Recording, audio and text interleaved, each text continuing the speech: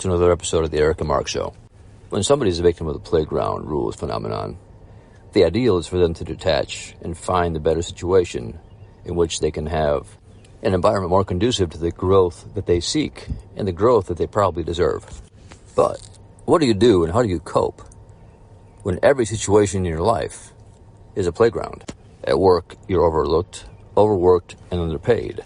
And when you go home in the hopes to enjoy some kind of safe haven, you are further victimized by the power plays for control and attention by your significant other.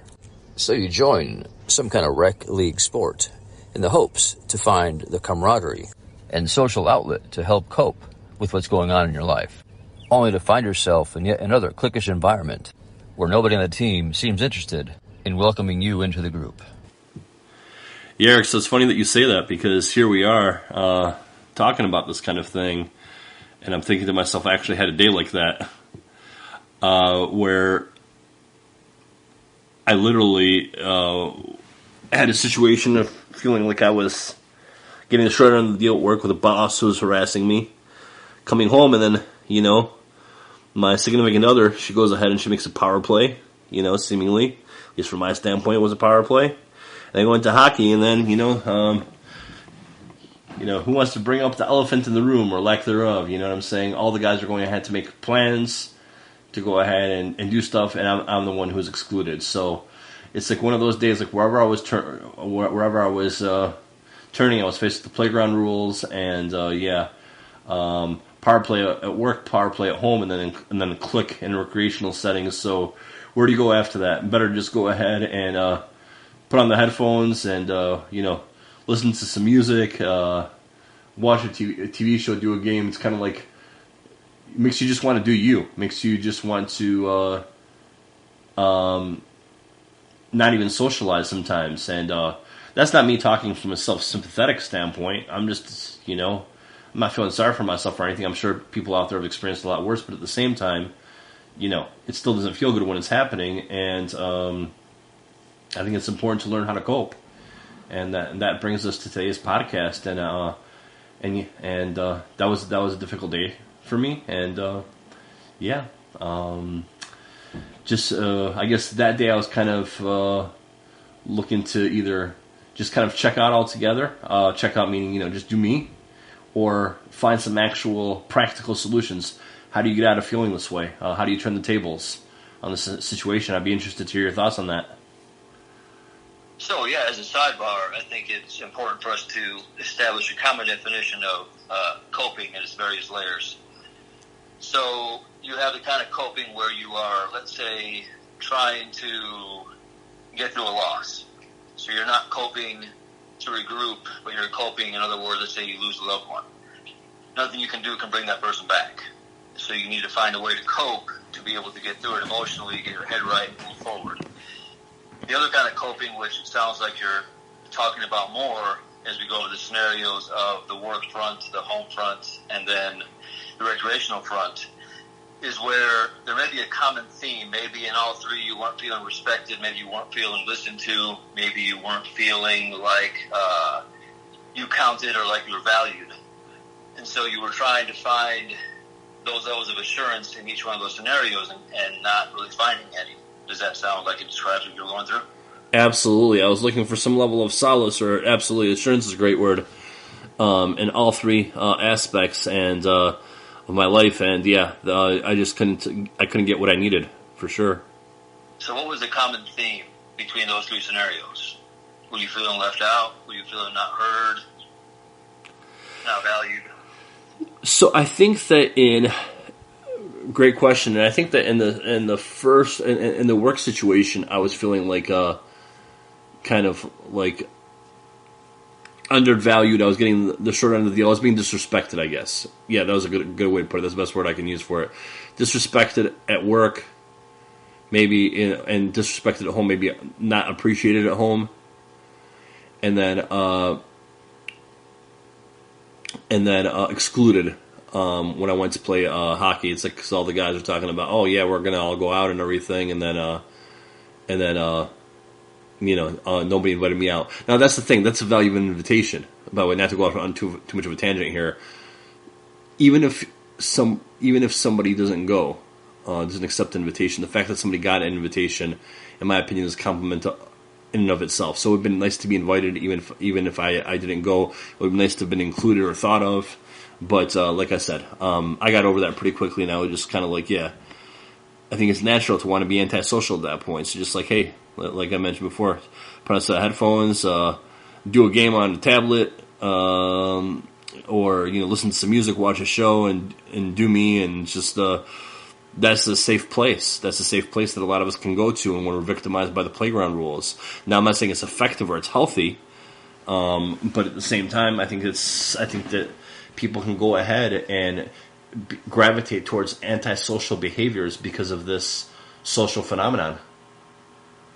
So it sounds like when we're looking at coping and its various implications, it seems like it would be retrospectively potentially wiser to maybe seek coping mechanisms within each scenario specifically. So if we have a bad day at work, maybe it's not a good idea to go home and try and regain or obtain the respect we feel we didn't receive at work at home, because it's a separate situation.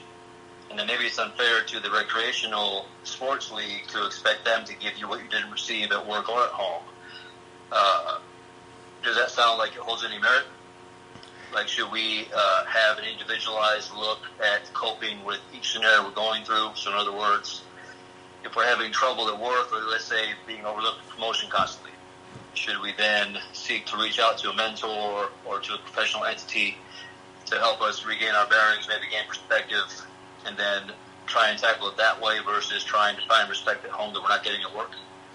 I think that's a very good way of treating it, actually. I think that's very healthy, because if you treat each item there, each component, as its own sort of challenge, set of coping challenges, or whatever it may be, then you don't kind of lump everything together. And lumping things together that are bad is not, in my opinion, generally a good thing anyway. It's like, oh man, this person didn't return my phone call. Oh, I had a bad day at work. Oh, hey, I went ahead and I slipped on my front doorstep and bumped my knee. It's kind of like, oh, it's been that kind of day. We've all had bad days, but what ends up happening is that's when people lump things together, especially things that are bad, that becomes very disempowering. It makes us not to want to do anything at all. But yes, if we can go ahead, as a sort of like mindfulness is a word that we've probably used or heard before, and say, okay, let's look at everything individually. What happened in that situation that did not meet our expectations?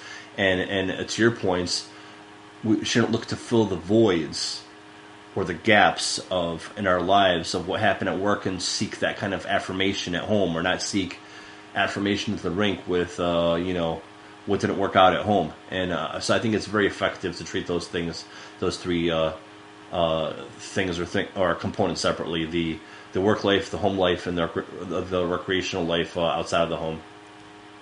As you're talking about that, the word projecting comes to mind. Mm-hmm. What level of projecting do you think comes into play if we are expecting to receive respect at home that we're not getting at work? Do you think that we're kind of approaching that from a tainted perspective, and that maybe be playing against our own odds? Yes, because the projection happens, it manifests itself on several levels. I actually really like that question. Because what ends up happening is that, let's say we come home to a spouse, and that what the spouse did or said was completely unrelated to what happened at work. Or, but then when we go ahead and we look at it from that angle of, almost like, oh yeah, well, you're just like my boss, you know what I'm saying? Same shit, or excuse me, I'm sorry, same stuff when I, challenges that I face at work, and then I come here and I'm disrespected as well. They're more that goes back to what I said about lumping things in together, but at the same time, it's kind of like I end up holding my significant other or my spouse accountable in that moment to what happened at work, because I'm lumping her in with my, I'm lumping her in with my bad day at work. Like, so she takes responsibility for the fact that, or she must take responsibility for the fact that I was disrespected at work, because she's disrespecting me on an additional level when I get home. So it's kind of like I now have this feeling of like, oh wow, now it's not just a one-on-one, it's not a fair fight. Now I'm facing a team of people who are ganging up on me in my mind. Yet at the same time, these people in my work life and home life have almost no interaction, if any at all. So how can I say they're on a team against me if in reality they don't even know each other? That's a good point. So I'm going to ask you a question, and this is going to seem like I'm prying or being nosy, but the reason why I'm asking this question is because I believe it is our hope that people that hear our podcast are able to hear themselves in what we're talking about, and are able to maybe have their own reflections, their own conclusions, and maybe find solutions for what they're going through.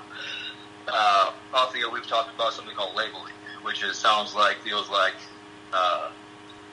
tastes like, whatever. So if you were to label what was going on with you at work, how would you label that? Yes, I do remember us referring to labeling before. Excuse me. And now, when we're talking about labeling, would that be one word or one short phrase to describe what transpired there, or what's the best way to represent that? If I'm to give a label to what happened at work, it would be a phrase or a sentence or a paragraph, however long you talk about your feelings. But in essence, it's what was happening to you and how that made you feel. So it was disempowering and devaluation. My boss is more important than me, or perceives that he's more important than me. Therefore, he will speak to me as he pleases without consequence. Is my perception. Okay, so that's how you label that. And what was going on at home? Was it exactly the same, or was there a nuance? No, I think it was more along the lines of, and one of the things that I've always felt is that comparisons can be very harmful. Comparing, and I think you and me have even talked about that before, comparing our lives to other people's lives, or comparing our spouse to other people's spouses. It's like, why does everyone have it so good and I'm stuck with you, kind of thing, you know? I felt like it was a little different from that standpoint, that I was being devalued, and by me being devalued, as we talk about the playground rules, that kind of puts my significant other in a position of, I wouldn't say quite authority, but I kind of felt like she had the upper hand at that point, because I was already kind of feeling down from what happened at work.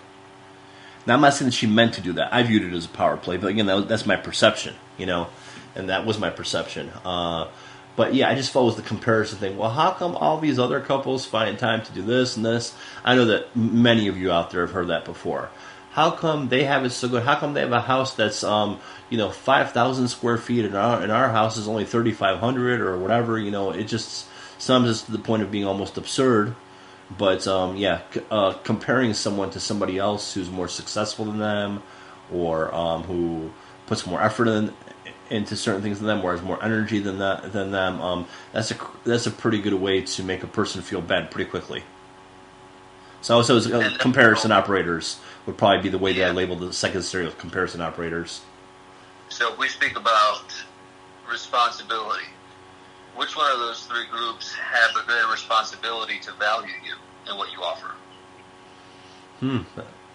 That's some food for thought, I would say.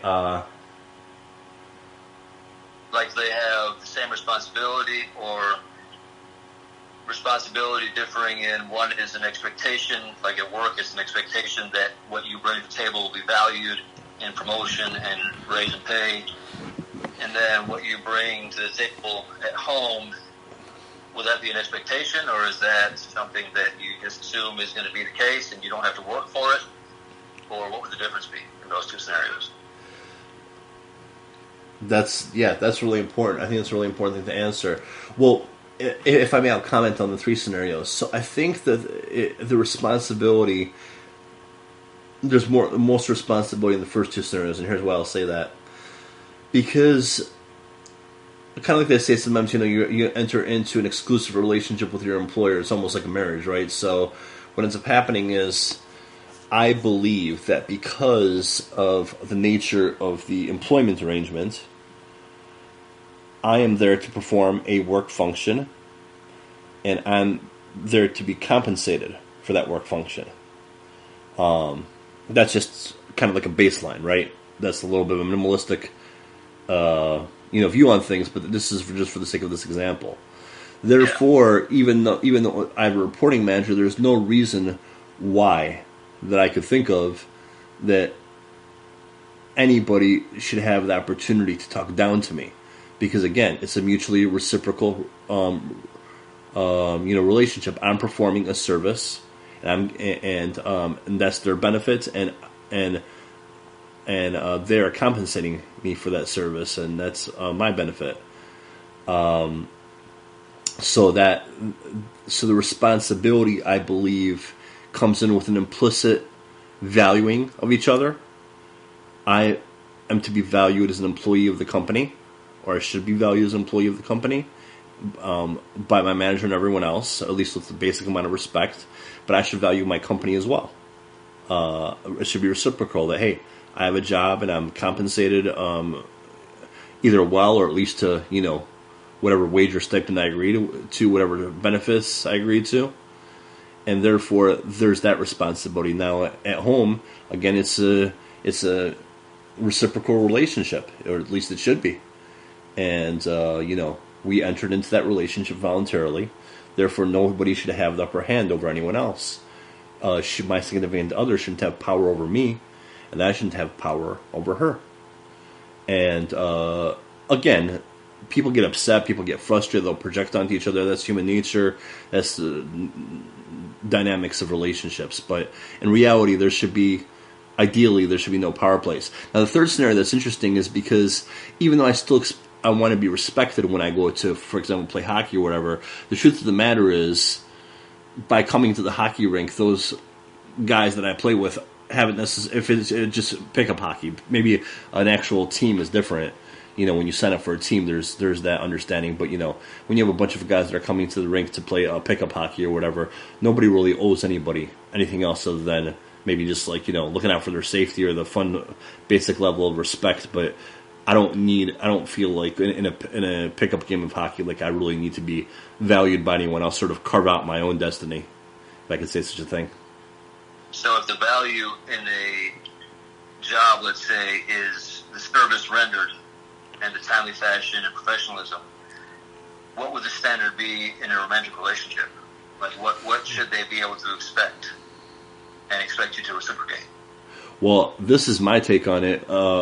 And this question that you just asked, I think, is probably covered in all kinds of conversation by billions of people across the globe.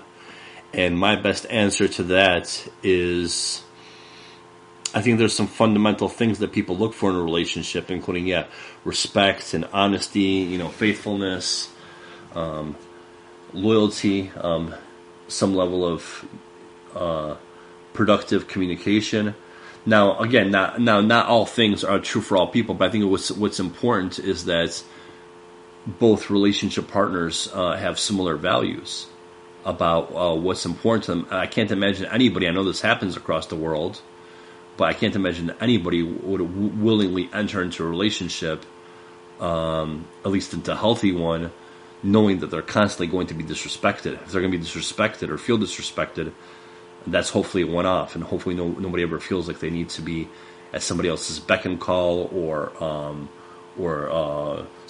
entirely submissive to somebody else or any number of things. But at the same time, if one person enjoys being submissive and another person enjoys being authoritative, and that works for both of them, they're both happy with it. Who am I to judge that? But again, it has to be agreeable, and the roles have to be voluntary, no matter what the agreed upon values are. So really, we concur that when we seek to cope, we need to do so within the confines of each situation. Are there any coping mechanisms that you found helpful on the professional front? Well, with me, I've got a bit of a mouth on me. You know this, and I've mentioned that in podcasts. I can get a little, quote unquote, hot-headed or whatever.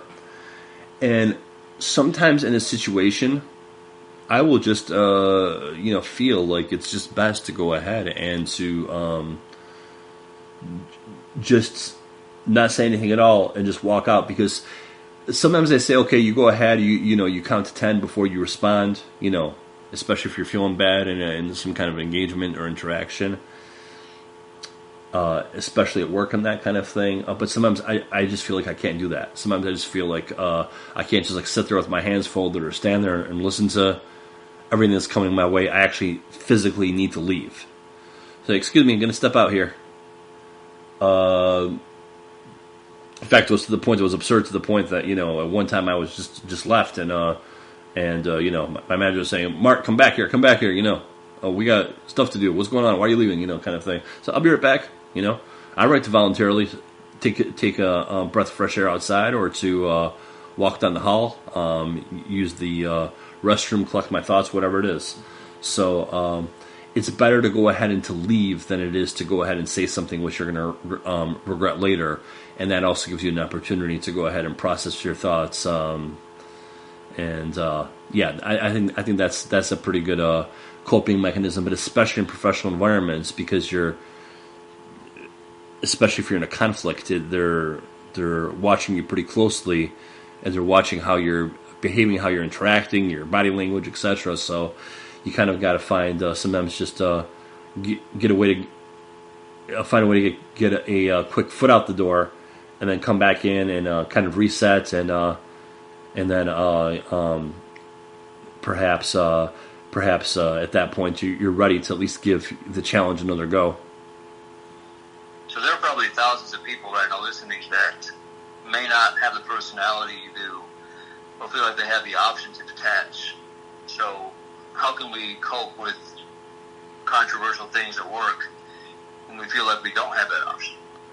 And that's a very, very human question, and I think that's a question, as I said, that's another question that I think that maybe billions of people would want to have the answer to, or maybe they have their own answer and they can share it with us. It's very, very difficult, even I'm speaking from personal experience sometimes, to go ahead and have that negative feeling and then to not take it with you.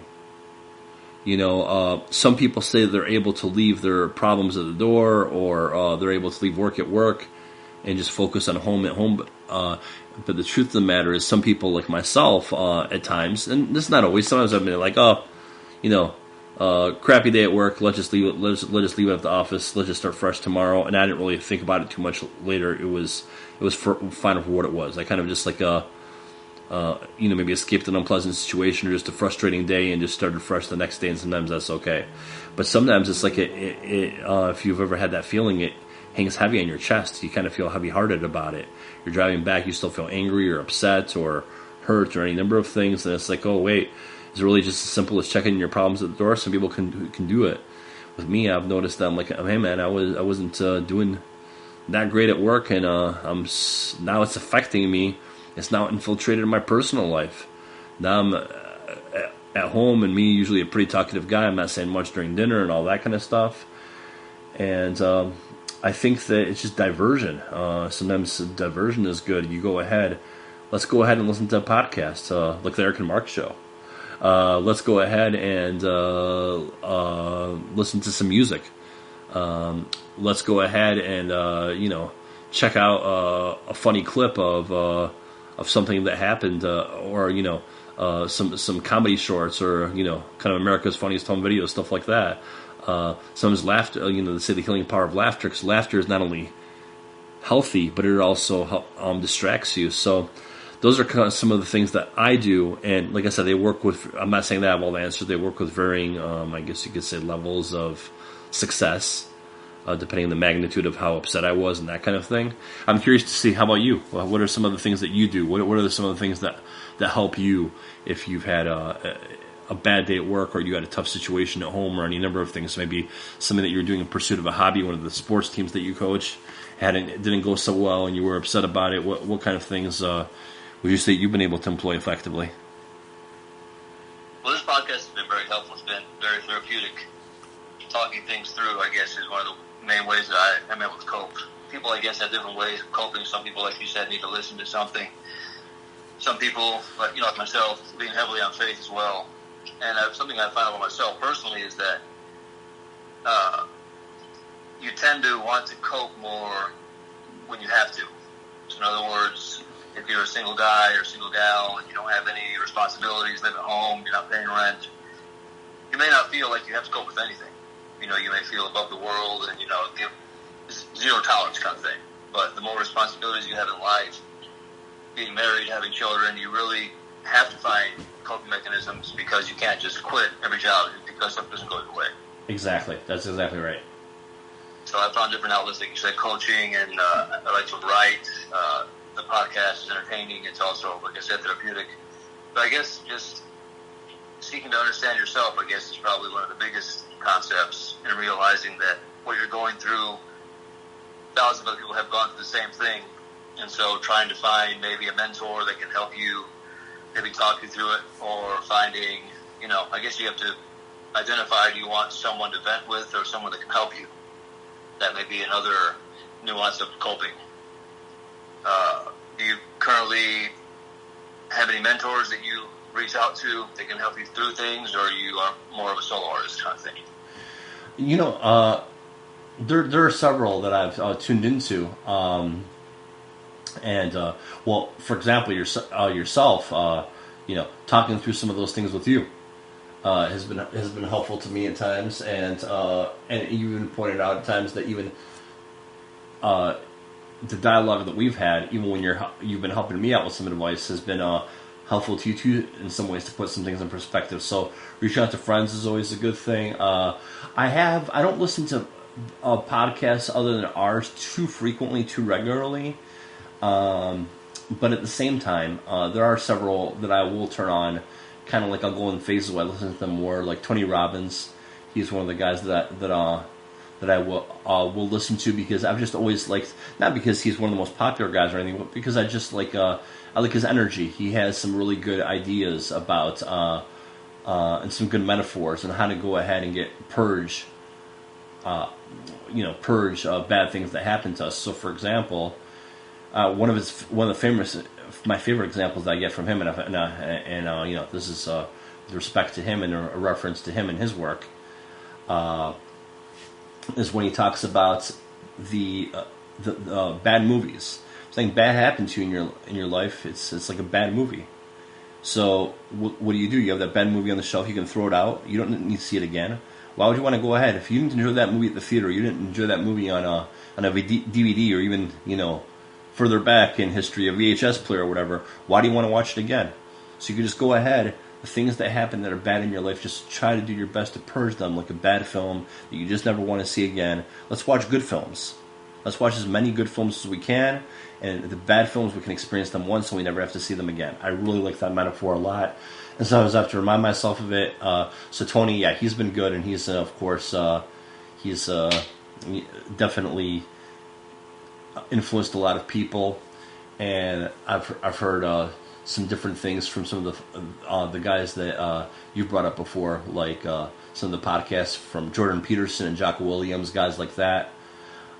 Jordan Peterson is really, really strong on the psychology angle. He really makes you think.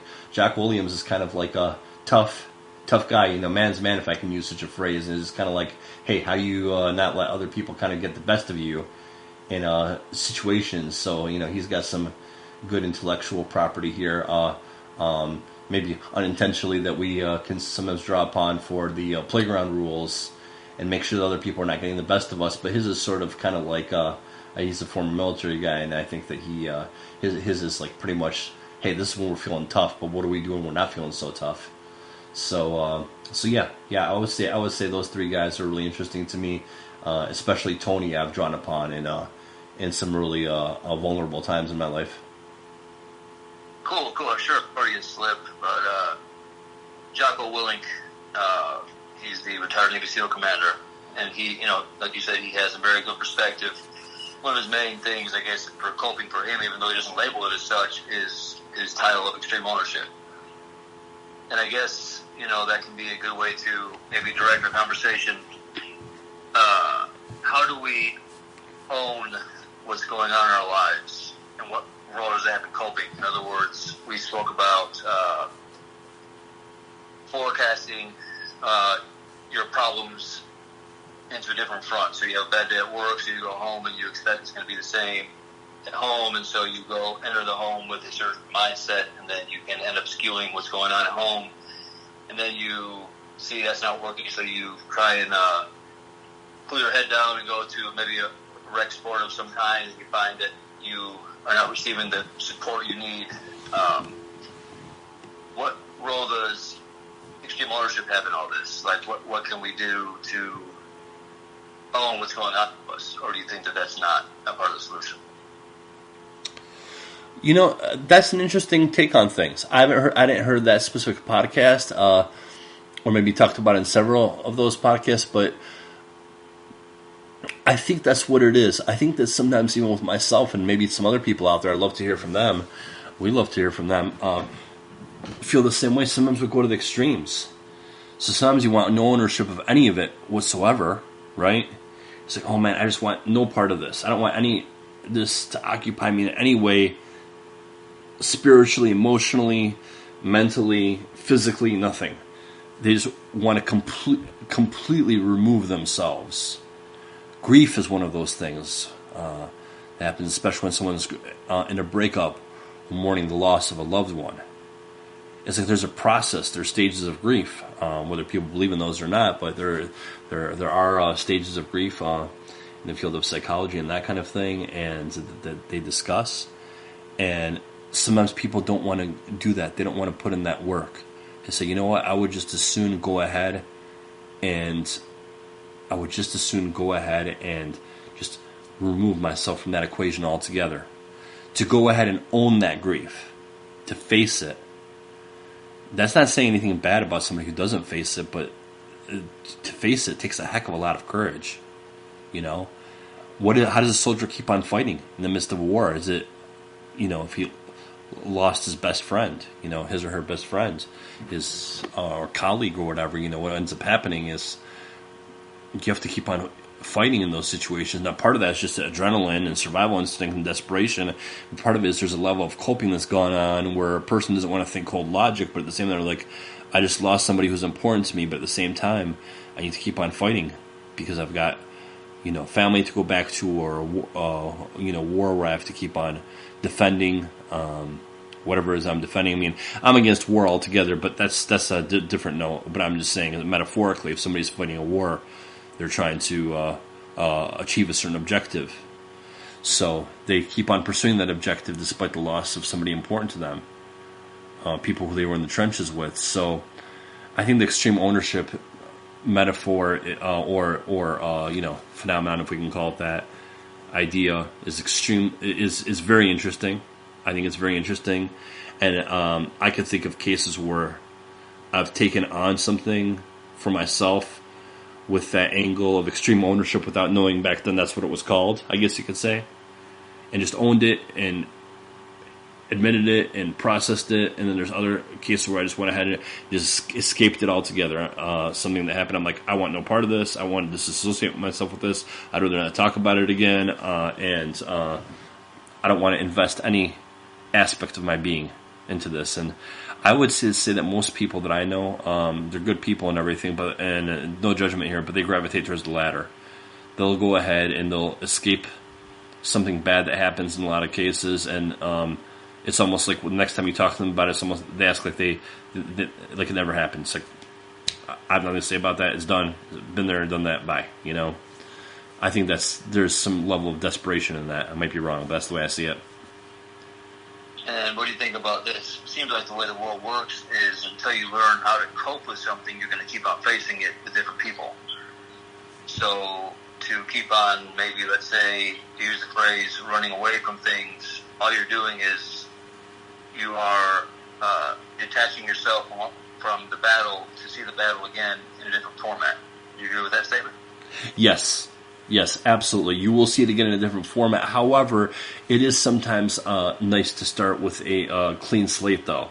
So, for example, if you get with, and you and I have talked about this before, if you're with a group of people and that group of people is kind of like maybe even a group of your friends, like they don't take you that seriously, you're kind of like a class clown and that kind of thing, you're always going to carry that stigma of probably being the class clown, or they're going to remember you that way, or hey, you are our buddy, but you weren't as cool as the rest of us. But if you go ahead and you quote unquote escape or gravitate towards a new situation, hey, you have the opportunity to be the cool guy in or girl in the new group. You know what I'm saying? You don't have a reputation of where you weren't as strong or you weren't as cool that precedes you. You can actually come in and you can be a very popular person. I think about the same thing. Like when I was in school, a great example of that. I was in regular school, which, as I had mentioned, pretty much gotten bullied constantly, through the years up until the second half of high school. But then when I went to Sunday school and I signed up for that, I was one of the coolest people there. At least they seemed to think so. I was popular. I was invited to everything. I was included in everything, and that's because I didn't carry the stigma of not being as cool. But another important thing that you have cited in the playground phenomenon is that the people that were at the Sunday school, they were not feeling the pressure from the executives of the playground or the bullies of the playground that were at my regular school to go ahead and feel included or uphold whatever scheme the bullies were involved in. They were unaffected by it. They weren't pressured by it. And therefore, they were able to act and to treat me, independently of any reputation that might have otherwise preceded me. And that was a very good feeling. And it seems like the nuance in Sunday school in that format is that the prevalence of adult supervision to keep the playground phenomenon at bay seems to be a very helpful element that you don't have on the playground at school. You don't have at the playground at work. You don't have the playground at home. You don't have the playground in your recreational activities. So to bring this conversation full circle and back to the playground phenomenon analogy, knowing what you know now about coping, how would you have handled things differently in each of those scenarios? The work front, the home front, and the recreational front. Well, but I'm going to get into that in a second, but one thing I wanted to say, and I'm saying this half jokingly, even though it really happens, there was a supervisor that was on the playground, and when I was at the Sunday school, and I kind of got into a wrestling match with somebody in the area that was intended for prayer, and we both got kicked out of the area for prayer. So that was fair to both of us, because he got kicked. We were messing around, just play fighting. He got kicked out. I got kicked out. Nobody was favored, and then we were told to come back the next day. So I'm glad there was somebody there that was supervising us, making sure that we weren't being disrespectful in a place that was intended for prayer. Whereas on playgrounds and regular schools, as we've talked about, yes, they will turn their back on what's going on and in effect enable those things to continue happening to children on the playground, on the real playground, or the physical playground, not just the metaphoric playground. But as far as what you'd mentioned about those three things, again, yes, separating them out is very, very important. Work life, home life, and then recreational life outside the home. It's important, again, like I had mentioned before, to remind ourselves that these people are not working in conjunction with each other against us. They all come with their own separate set of challenges. So even though we see parallels and we try to make them feel like, ourselves feel like, it's us against the world, and we want to feel that way because maybe we're upset, we had a bad day or whatever, it's important to realize that they are in fact separate. At the same time, and this is something that you alluded to earlier, are we behaving in a way that's causing, and it doesn't mean, and I'm not victim bashing here, don't get me wrong, I've been on the receiving end of it, but are we behaving in a way that's causing people to respond to us in a certain way? Now, again, that does not mean that it's our fault. It's just food for thought. Should we maybe do things differently? if we feel like we're getting overpowered at work by somebody and somebody's doing a power play against us at work, then we think, okay, then there's a power play against us at home, and then we're excluded once we go to the recreational activity outside of the home.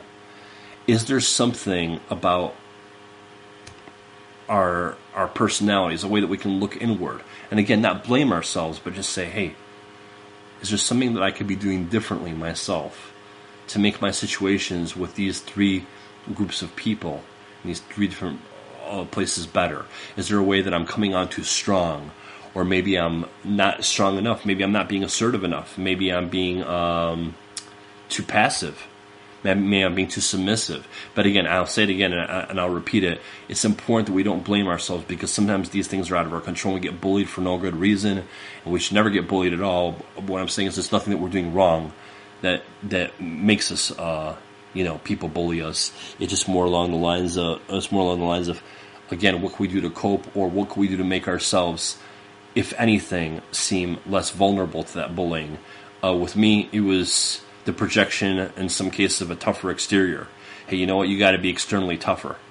Show yourself to be tougher, and then people will back down from you a little bit.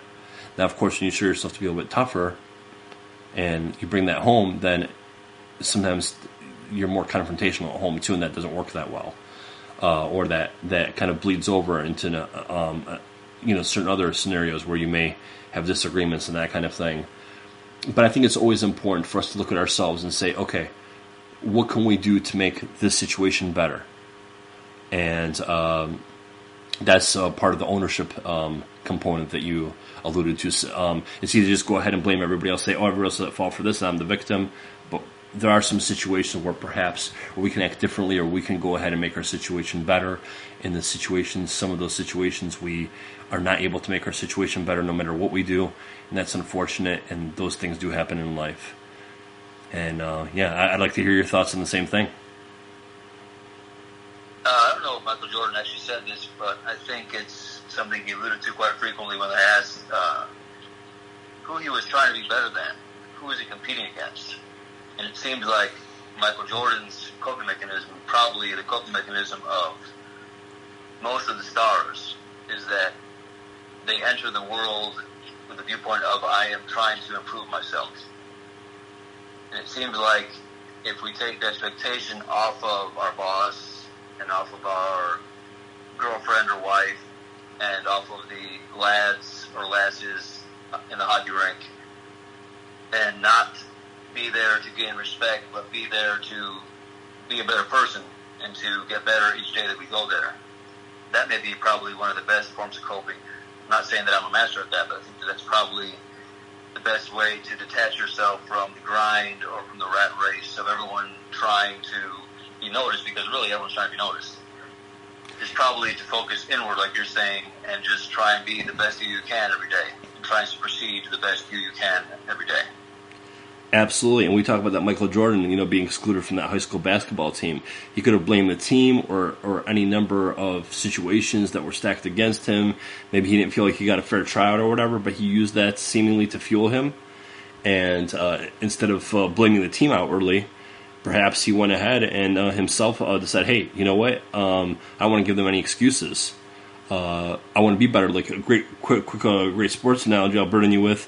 A lot of times in a hockey game, and I'm a big fan of hockey, they'll go ahead and say, oh, well, our team lost 4-3, and the referees were so poor, and that kind of thing, and we could have won if it wasn't for the referees. It's like, well, if you're good enough, and your team is winning, right, 4-1 or 5-2 or something, and the referees make a couple of bad calls, you have a little bit of wiggle room there to go ahead and say, hey, you know what, the referees didn't end up costing us the game.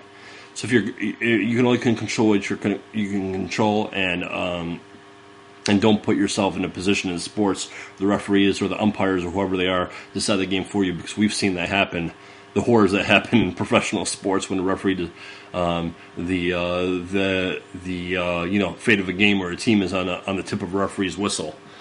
So that's a good metaphor to life. Carve out our own destinies and that kind of thing. But the last thing I want to say on this topic was that it's important to make the distinction between treating somebody with respect and actually respecting them in a professional environment, at home, or even at the hockey rink. What if the guys at the hockey rink don't respect me? What if somebody at work doesn't respect me? It's still important to be treated with respect. I don't think that anybody who is a decent human being or well-intended human being deserves to be disrespected. So, for example, let's say my boss at work doesn't respect me. He says, "Oh, Mark's not my kind of guy. Yeah, I don't think he's that smart as somebody else. He's not as sharp as somebody else. He's not experienced as somebody else." It doesn't give him the right to disrespect me. He still needs to be respectful, even if he doesn't respect me personally. I can control if he respects me personally, but and that's not my call to make necessarily. But at the same time, I still deserve to be treated with some level of respect or dignity, because I'm in that professional setting. I'm a human being just like he is. No better or no worse, arguably. That's true. And something, I guess, to bring coping back into the picture is that we can ask ourselves a question in this scenario, let's say, where your boss isn't respecting you. Do you need that boss's respect to be able to be the best you that you need to be? Do you need to go home and be respected to be the best spouse you can be? Do you need to be respected in the hockey rink to be the best player you can be? And I think the answer to all those questions is no, you don't. And so another big component to coping is putting how others treat you into perspective. Do you need them to respect you because you want to fluff your feathers? Or do you need them to respect you because your next race depends on it? And so that can be helpful if you can put that into context. And if you have options. So if you seek to improve yourself on a daily basis, you are more marketable. If you're more marketable, then if you're not respected, you can move on. But if you don't work on yourself and you think everyone owes you something, you're not going to work on yourself and you're going to be stuck where you are. Absolutely. And that's the difference, as I had alluded to before, of being respected versus being treated respectfully, or at least talked to respectfully. So if I'm expecting to be, to your point, if I'm expecting to be treated respectfully, that's okay, because that's just arguably the way that people should treat each other in work situations, home situations, or whatever. But if I'm expecting to be respected and I need that respect from my employer, from the or from the spouse or hockey or fellow teammates or whomever it is, in order to do well, that means that those people are filling a void for me, and I should not have to rely on that void being filled for me by anybody. Be respectful towards me. Don't devalue me. Don't harass me. Don't undermine me. But I don't need your respect. You being anyone, of course, in order to achieve what I need to achieve, because I need to know what I need to do by myself. And I need to have my own coping mechanisms, and I need to keep my eyes on my own journey and my own destination, and I shouldn't have to have anyone be my crutch for that. Now, to get some support, if we get it, great, but I shouldn't rely on anybody to go ahead and fill that void for me of needing respect in order to achieve what I set out to do. That's, I think, a form of vulnerability, and it's understandable. Sometimes we can get there, but ultimately we want to get away from that. Definitely. So where does that leave us?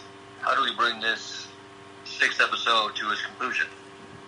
What do we want to leave our listeners with? Final thoughts. Well, final thoughts, just a couple of bullet points. Separate out the bad things that happen to you.